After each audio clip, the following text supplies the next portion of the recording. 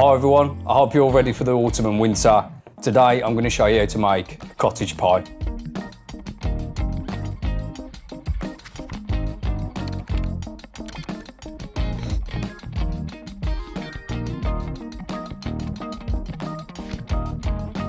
So we're going to start off by prepping up all your veggies.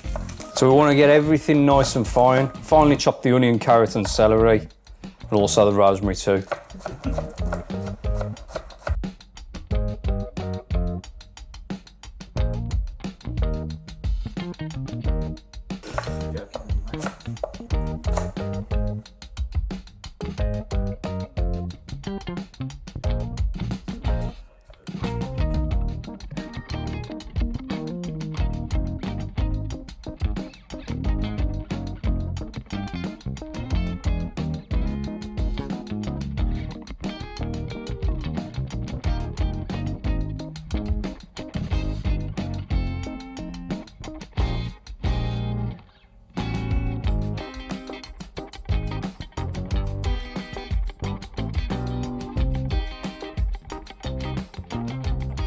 So we're going to use 4 cloves of garlic.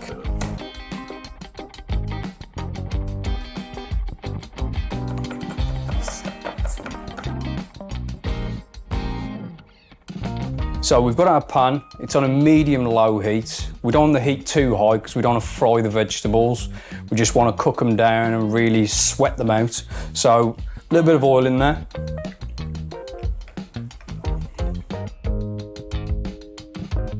Got the onion in. Carrot in as well. And also the celery. Just a little pinch of salt in there. But we're going to just let this soften out really, really gently for about 5 minutes.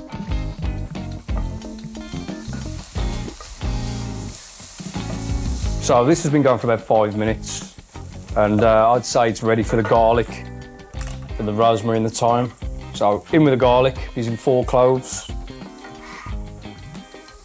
rosemary, also a bit of dried thyme in there. You could use fresh thyme. Just give that a good mix.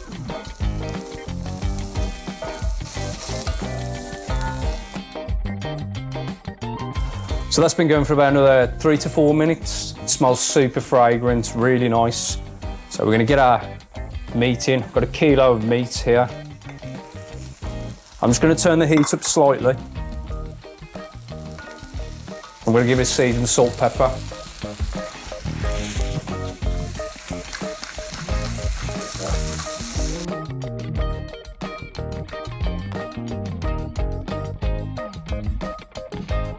See, what it's done is it's released a lot of fat, water. You really want to just let this cook and cook away. You don't want all that to be in there.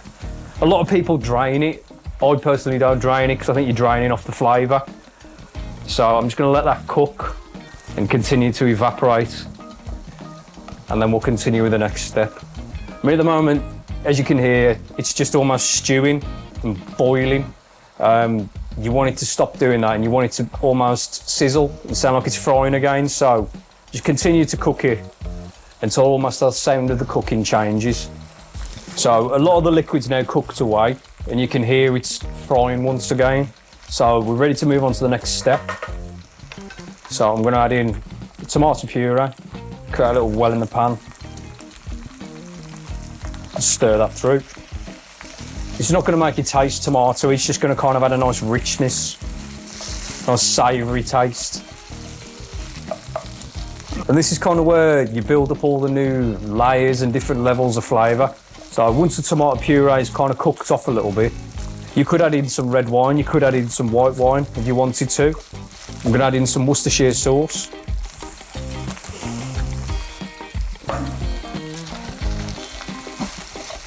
You'll see sometimes on the bottom of the pan you get all these kind of like burnt bits, but all that's flavour. You can deglaze it with a little bit of water if you wanted to. Just drop of water. You'll find it'll just scrape away, look. Scrape away all that flavour. All nice and clean on the bottom, look. So we're now ready to put in our stock, using a beef stock. put in 2 of these pots. There's 500 mils of water here, which looks to be the perfect amount. Just give it all a mix those stock pots through. And what I'm going to do now, I'm just going to turn the heat down fairly low, and we're just going to let this bubble away. And it just gets better with age. The longer you leave it, the better it gets. So the filling's bubbling away. We can just leave that now for the length of time it almost takes the potatoes to be peeled, cut up and boiled. So we're going to get on with that now. Peel your potatoes. It is a bit of a labour of love.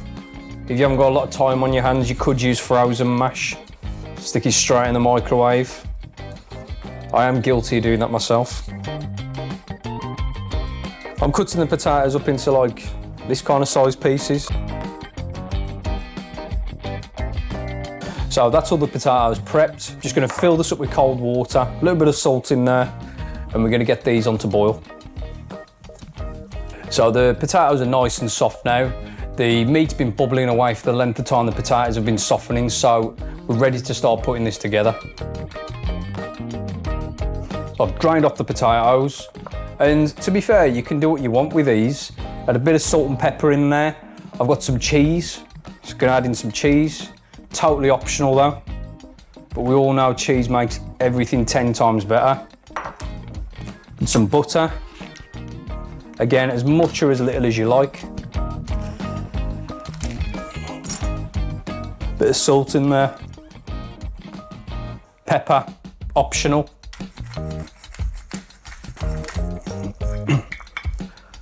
And if you want it super luxurious, you can add a little bit of cream in if you want. I'm going to add just a touch of milk in.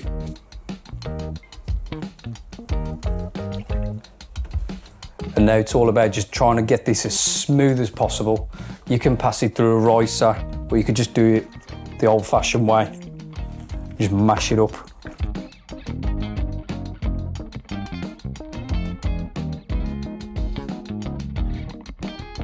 I mean, that's mashed pretty well now. It's quite smooth.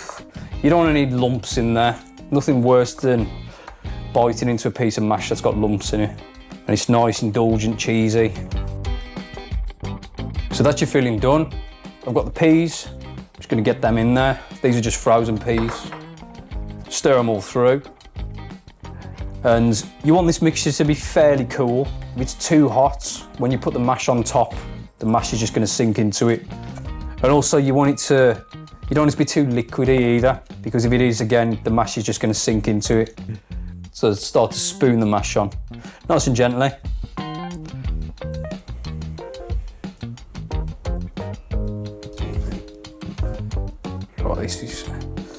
If you run the fork through it like this, you kind of fluff it up, and all those tops and those peaks get nice and crispy in the oven.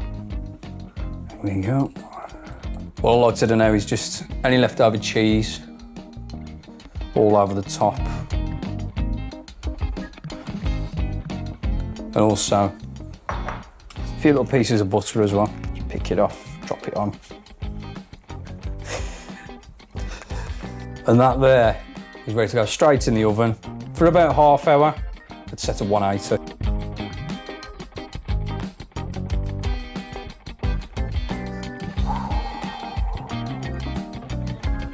So cheese has gone nice and crispy. Potato also got some crispy peaks. I think the only thing left to do now is to cut us out a slice and get stuck in.